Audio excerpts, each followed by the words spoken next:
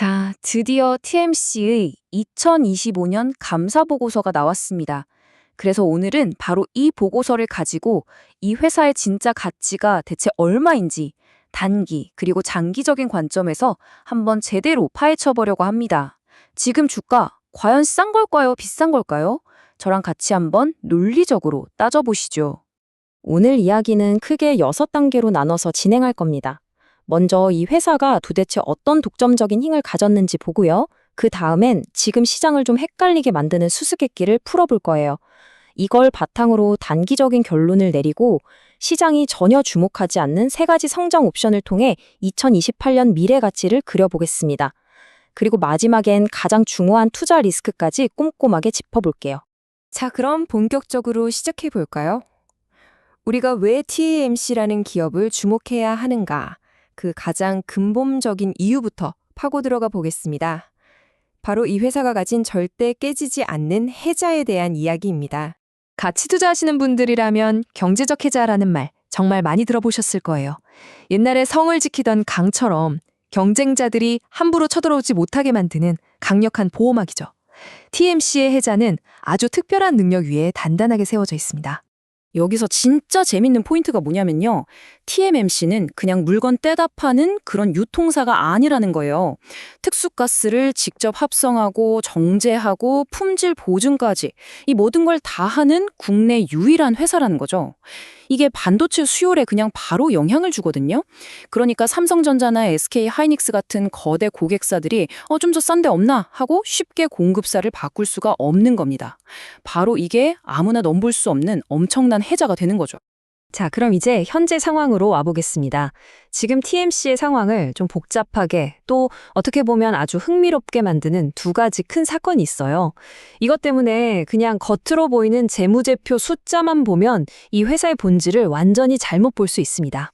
첫 번째는 M&A의 영향입니다.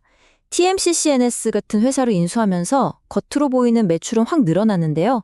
문제는 원래 돈 잘 벌던 핵심 가스 사업의 높은 이익률이 마진이 낮은 자회사 실적과 합쳐지면서 전체 영업이익률이 푹 꺼져버린 거예요. 그러니까 겉보기엔 꼭 수익성이 나빠진 것 같은 일종의 착시 효과가 생긴 거죠. 두 번째는 외부에서 온 충격입니다. 카타르의 라스라판 가스 시설이 공격을 받으면서 전 세계 헬륨 공급량의 30%가 그냥 사라져 버렸어요. 특히 우리나라는 헬륨 수입의 65% 가까이를 카타르에 의존하고 있었거든요. 이건 가스 가격이 오를 수밖에 없는 아주 강력한 신호라고 볼 수 있죠. 자, 그럼 여기서 이런 질문을 안 던질 수가 없죠. 지금 이 헬륨 사태, 혹시 여러분 몇 년 전에 우리가 겪었던 아주 비슷한 사건 하나 기억나시나요? 역사는 과연 반복될까요? 네, 바로 2022년에 있었던 네온 가격 폭등 사태입니다. 러시아 우크라이나 전쟁이 터지면서 네온 가격이 무려 27배나 치솟았었죠.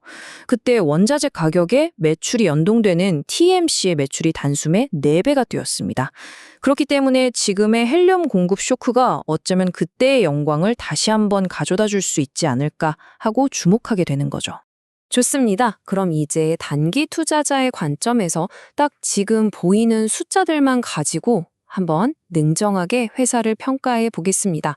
앞으로 한 6개월에서 1년 정도의 이야기라고 보시면 돼요. 일단 회사의 청산 가치, 즉 주당 순자산 가치 BPS부터 볼게요. 2025년 말 기준으로 9,254원입니다. 이건 뭐냐면 회사가 망해도 주주 한 명당 최소 이 정도는 돌려받을 수 있다는 뜻이에요. 주가가 이 밑으로 빠지기는 정말 어려운 아주 단단한 바닥이라고 할 수 있죠. 그리고 이 회사의 안전성을 보여주는 더 확실한 증거가 있습니다. 바로 현금이에요. 무려 603억 원.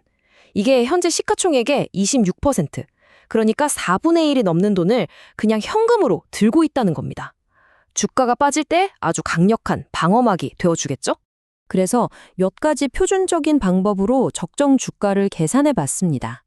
자산가치 기준으로 보나 다른 모델을 섞어서 보나 현재 주가인 1,880원보다는 조금 더 오를 여지가 있어 보입니다. 대략 11,000원에서 15,000원 사이가 나오네요. 자, 그래서 단기적인 결론은 보유, 즉 홀드입니다. 이미 주식을 가지고 계신 분이라면 팔 이유가 없다는 거고요. 반면에 새로 들어가려는 분이라면 지금 10,000원이 넘는 가격은 솔직히 안전마진이 좀 부족해 보입니다. 조금 더 기다렸다가 좋은 가격에 잡는 게 현명해 보여요. 자, 이제부터가 진짜입니다. 관점을 완전히 바꿔서 시장이 지금 철저히 무시하고 있는 것들, 즉, 이 회사의 진짜 장기 성장 동력에 대해서 이야기해 볼 시간입니다. 2년 이상을 내다보는 투자자의 눈으로 한번 보시죠. 핵심은 바로 이 세 가지 공짜 쿨옵션입니다. 왜 공짜라고 부르냐고요?